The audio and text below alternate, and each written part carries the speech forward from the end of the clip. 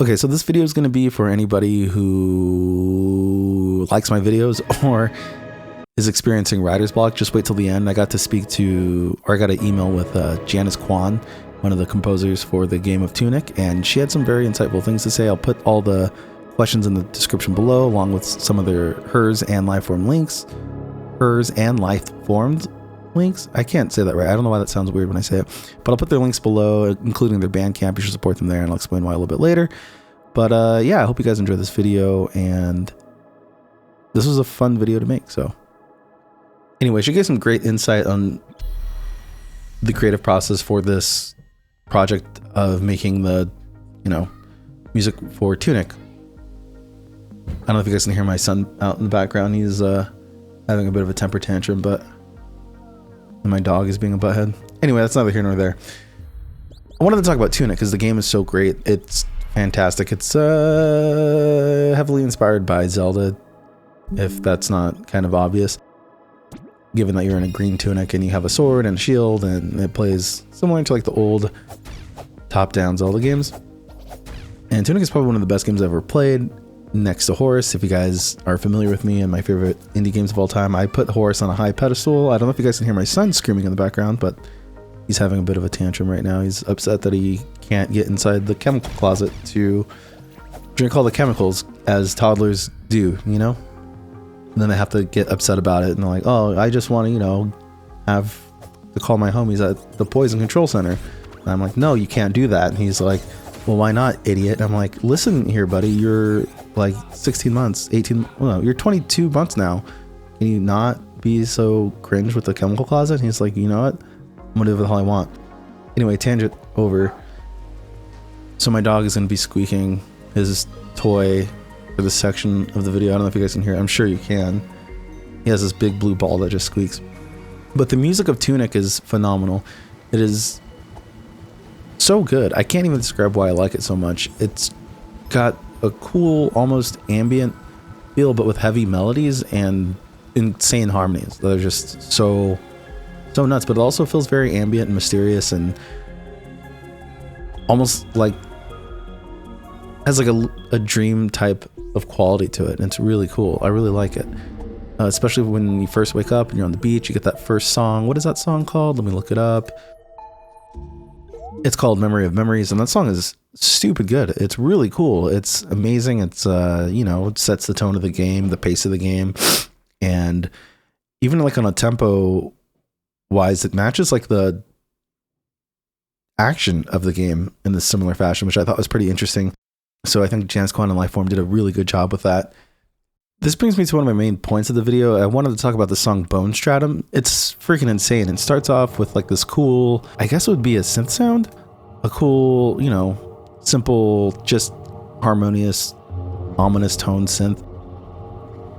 But by the end, it evolves into something that's like, you don't notice it until you're in the end of it. It's got these cool plucks that kind of wrap around your head, and all the while it has this harmony going underneath, that the string like harmony. It's very beautiful. It's such an insane song to me, because it's something like, technically difficult maybe from like, a compositional standpoint, but it's very fitting of the room that it happens in. You walk into this dungeon, it's very dark, ominous, eerie, and it kind of evolves with your gameplay in a way, even though it's not, I don't think it's programmed in the game to do that, but it almost feels that way by the way you naturally further yourself into this dungeon.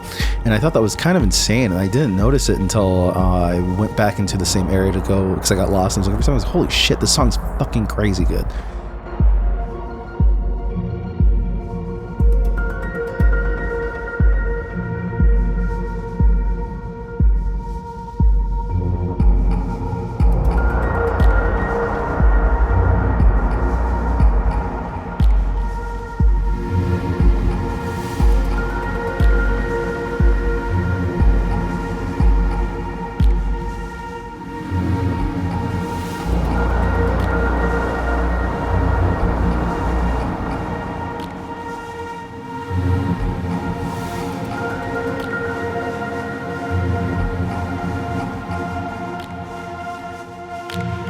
And so this is what, this song right here piqued me to reach out to Janice and Lifeformed, which I never got a message back from Lifeformed, but I did get a message back from Janice. I asked her some questions, and I thought the last one, the question I asked her, was the most important, I guess. Let me find my email real quick. Also, before I go forward, I wanted to say one thing. If you guys like any of the music in this video, it's all going to be from the game Tunic. Please go support Janice and Lifeformed on Bandcamp. It's the best way you can support, you know, these independent artists who have their music up on Spotify and other streaming services, but you know, it's better to pay them up front for the work. And honestly, Bandcamp is a great, this is not sponsored, I don't have any affiliation with Bandcamp, but Bandcamp is a great way to, like, you know, support artists, because you give them money up front and the amount of streams won't even, you know, come close to the amount of money made from just a simple dollar purchase, because you'd have to listen to it like 100,000 times to get, like, I think to $1 or something like that, depending on most contractual deals on Spotify. So if you just give them, you know, the $1 per song, or even if it's just one song you like, just give them that buck, you know, that helps. That goes a long way if there's enough of it. And yeah, and also they have other works, so there's tons of other works on their Bandcamps. Janice Kwan, I genuinely like a lot of her music. She's also got a YouTube, so follow her there. And I think Lifeformed also has a YouTube, and I'll leave those linked below. I'll leave all these links below because I think it's important to support, you know, musicians and artists in, you know, the best way that I feel that they would want to be supported on. And I feel like it's, you know, pretty ubiquitous that musicians want to be supported financially more directly. And I might leave like the questions below so you guys can read verbatim the questions that I asked and her response verbatim. I think that's fine. She knows that this was all going to be used for a video essay. I explained that to her, so I think it's fine for me to, you know, put the exact wording out there. But one of the ones that I wanted to talk about in the video, there's two, well, maybe three. One of which was, you know, what equipment do they use, and which DAW did they use, and was there any particular hardware that they liked, and the Secret Legend track. Well, all the tracks were done in Ableton except for the Secret Legend track that was done in Logic, because that was before Janice switched over to Ableton. And they love their Casio Tone CTS1 because it comes in red, and I think that's also an important distinction. I know this sounds crazy, but the cooler an object looks, the more you're going to want to play it. I wish my Prophet Rev 2 came in red. I would use it more than I already do. I use that thing so much, but if it was a cool color, I'd have it like as a centerpiece. You know what I mean? You'd use it more, it'd be in front of your face more. So I think that companies need to get more in tune with having cool colors for their instruments and their MIDI controllers and such. But that was cool too for them, because it had its own sound card on it, so they could play their own music on there. They could write down or make up ideas on there, and then not commit them to be recorded, and then commit them later once they have the main idea going more. I'm paraphrasing here. And also they used a PC M10, which I believe is a recorder for a Sony recorder.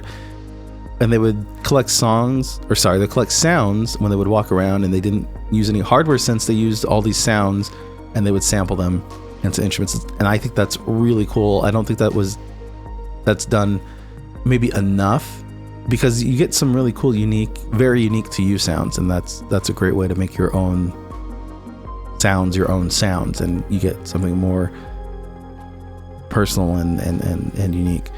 And the other question I wanted to highlight here was definitely the last question I asked her. I'll probably read this one more verbatim, but I thought this was really great for people who have writer's block, because I think, sorry, my wife's fighting with a dog, I'm sure you can hear it. But when you have writer's block, it kind of becomes all encompassing, and it's hard to not have writer's block, if that makes sense. The harder you push against it, generally the bigger the wall gets that you're trying to get through. And maybe that is the point of this video. I don't know why I made it, but I think this last question here will definitely help some of you out there, because it's definitely helped me and the way I perceive things and the way I write things now. But the last question was, I asked her if she could share what replenishes her metaphorical creative well. Is it daily practice? Is daily practice your primary method for maintaining creativity, or do you draw inspiration from other forms of art? And before she answered this question, I want to answer it myself. Before this, I would generally engulf myself in other forms of art, whether it's visual, movies, whatever. I try to absorb myself in as much other creativeness and try to be a sponge and suck it all up and then put that out and wring myself out musically and see how that would come out. Sometimes it would be cool, a lot of times it wouldn't be, but I think this right here is probably a better way of phrasing it, and probably better for a lot of us. So this is what Janice had to say. As much as I think daily practice is a great idea in general, I'm not disciplined enough to do that for writing music. Replenishing the creative well and maintaining creativity for me is most of the work that goes into writing music. It's largely unseen and difficult to describe as work. For me, writing music is a way of processing the world around me and threading that together with my experience living in it. That means that in order to make music, I have to live consciously as consciously as I can, which takes a lot of personal work. It's a bit less visible. Like, say I'm practicing cello every day. In a month's time, I'll be able to play this new piece, which is a visible way for me to see how I progressed. Living life and hoping that is transformed into music is quite abstract. So that's where I trust my body to do the work. Learning to trust my senses to take in more of the mind allows me to be aware of. So when I sit down to write, my body might know what to do more than my mind will. My job in the prep work is to listen to my body and get the exposure it needs. Get it the exposure that it needs. Sometimes it's other forms of art, like film and books. Sometimes it's going for a walk in the mountains and being in nature. Sometimes it's being around a lot of strangers and taking notice of them. Sometimes it's stepping outside and following spontaneous curiosity. And I also think that's very beautifully put. It describes an unseen part of the writing process is taking in as much as you put out. You got to refill. What would be another word for it? An emotional quotient, I guess. You've got to take in to put out. And I love that idea of just following spontaneous curiosity, living life. And it's an abstract thing that you can't put into paper, or put into words rather. It's if you're creative, you probably understand what she means more than people that aren't as creative in this way. And maybe you do. I don't know. I don't want to, take that away from anybody. Maybe you do understand, but it's so simply put that just living life and absorbing life to be able to make and create is just that is probably one of the best ways that we put things out there. And if you're having a bit of a writer's block, just get out there and live your life and try to be as conscious as possible of what you're doing and in the moment, if you will, as you can. So when you come back, whether it's trying new things or trying an old thing again that didn't work out, you have a new way of looking at it and a new outlook towards things. There will not be my version of this soundtrack because I think it's perfect. There's nothing about it that I didn't like. I can't even think about anything that I would change, or it was done so well. And I'm done gushing about this album. I played the game, and I had to make a video about it because I don't know, I just like making these little videos. I like I'm not the best at like speaking what my brain is thinking.